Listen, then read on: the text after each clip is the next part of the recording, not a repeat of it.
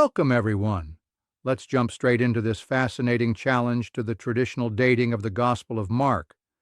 We're looking at the idea that, instead of being penned around 70 CE, it might have been completed in Rome sometime after the Bar Kokhba revolt, around 132 to 135 CE. That's intriguing. So it's like the text we thought was raw and near eyewitness might actually be a Roman, even a post-revolt creation? Yeah, exactly. What really gets me is the idea that it might even have a connection to Marcion, a controversial figure whose very name means little Mark. It makes you, wonder if what we know as Mark is more a crafted narrative than a direct historical account. Right. And that really turns our understanding upside down. Historically, people have pegged Mark to the immediate aftermath of the temple's destruction at 70 CE. But if we look at, say, the language and context, things start to line up differently. Absolutely. I mean, consider the language of the Gospel itself. Even though it's written in Greek, there are plenty of Latin terms: praetorium, centurion, denarius, quadrans, which wouldn't typically be the stuff of a Galilean peasant. Yeah, definitely. So it's more like, someone who was steeped in Roman culture, right? Someone who was living in a bilingual society, where Latin and Greek were both influential in everyday speech and storytelling.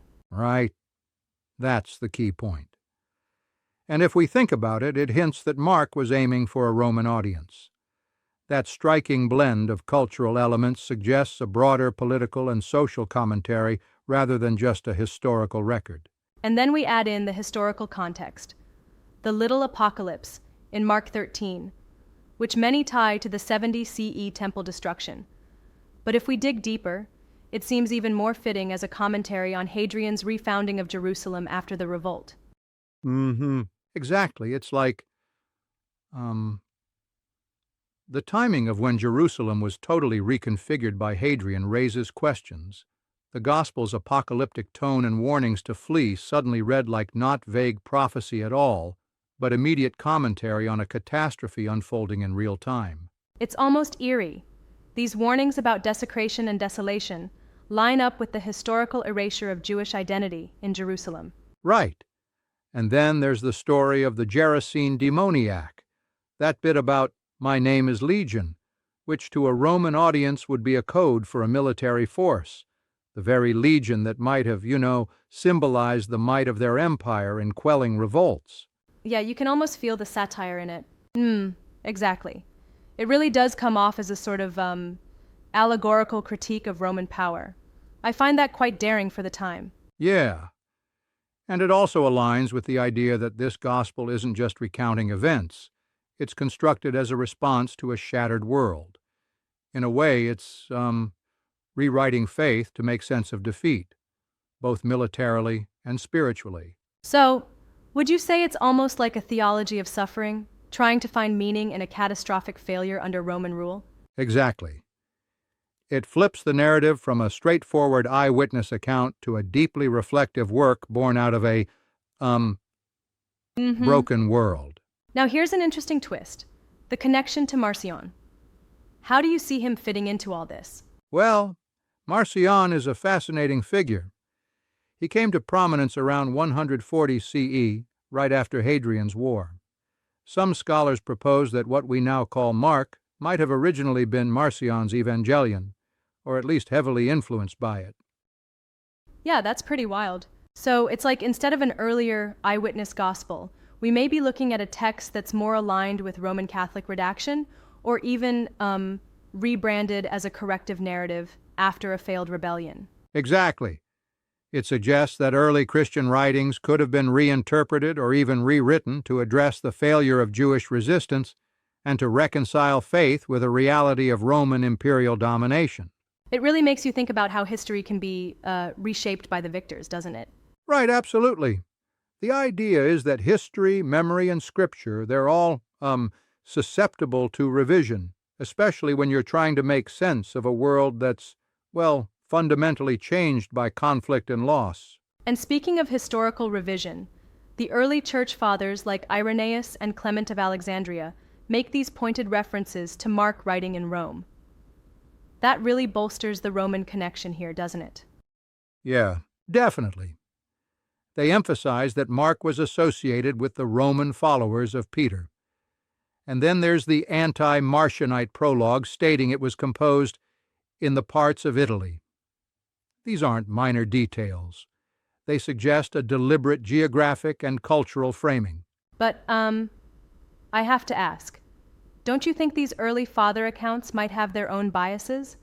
They, after all, were invested in establishing a particular canon and tradition.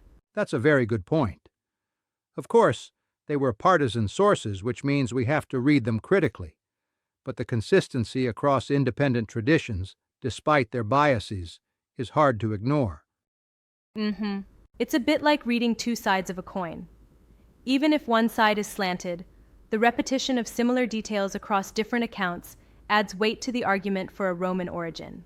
Exactly. It's like, a pattern emerging from different perspectives, each hinting that the Gospel's context was set in a Roman-dominated post-revolt climate rather than a purely Palestinian one. And that brings us to the literary style.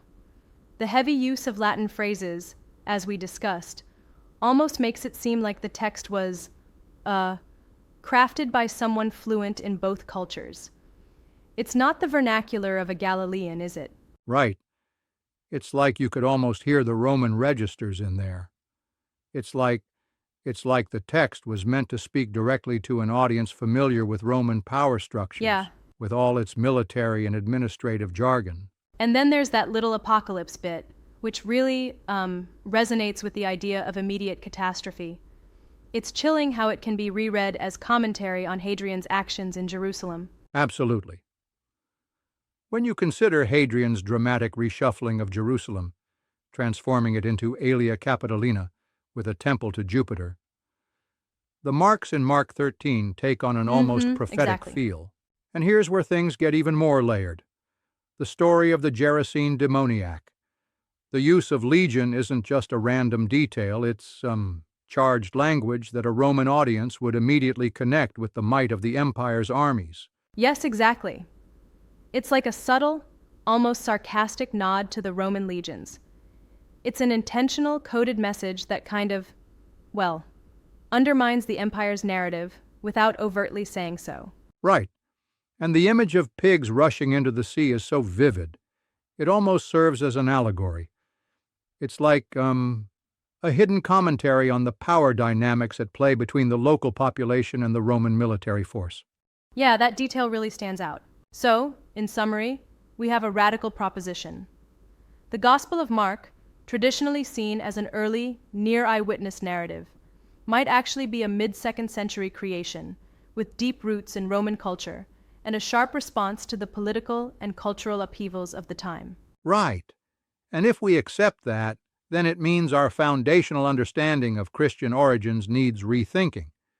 Instead of being a pure historical account from Judea, it becomes a Roman reinterpretation of a shattered world, an effort to realign faith in the wake of major defeat. That's a dramatic shift. I mean, it recasts Mark not as a direct link to Jesus or an eyewitness, but as someone who rewrote history to cope with the collapse of Jewish hopes and the overwhelming reality of Roman power. Exactly. And it also places Marcion in a new light. Instead of just being a heretic who later twisted the gospel tradition, he may have been a central figure in its very formation, with his work offering the seed that would eventually evolve into what we now know as Mark. No doubt. And that raises the question, if Marcion's gospel was the original, what does that say about the authenticity of the broader synoptic tradition as we know it? That's the million-dollar question. It suggests that what we call the synoptic gospels might have been subject to ongoing revision and rebranding shaped by the forces of empire and the need to reconcile faith with defeat. Yeah, that's a significant reconsideration. I appreciate the fresh perspective here, though I'm a bit cautious. Some scholars have long defended the traditional dating of Mark. I mean, don't you think there's a risk of overinterpreting the Latin terms as definitive evidence for a Roman origin? That's a fair challenge. It's definitely possible that these elements could reflect later edits. However, the convergence of literary style, historical context, and internal narrative cues makes for a compelling case that we can't easily dismiss. I see what you're saying. It's a thrilling debate. The idea that a foundational text was essentially reinvented under pressure, with its roots intertwined with the dynamics of an empire. It really illustrates how history and belief are more, fluid than we often assume. Exactly. And that fluidity reminds us that scriptural texts, like Mark, are living documents, interpreted, revised, and repurposed through the ages to address the pressing Yep, issues of their definitely. time. In the end, whether or not we fully embrace this radical redating, it's a powerful reminder to always question, to always re-examine the foundations of our accepted narratives. What a journey that is for both historians and the faithful.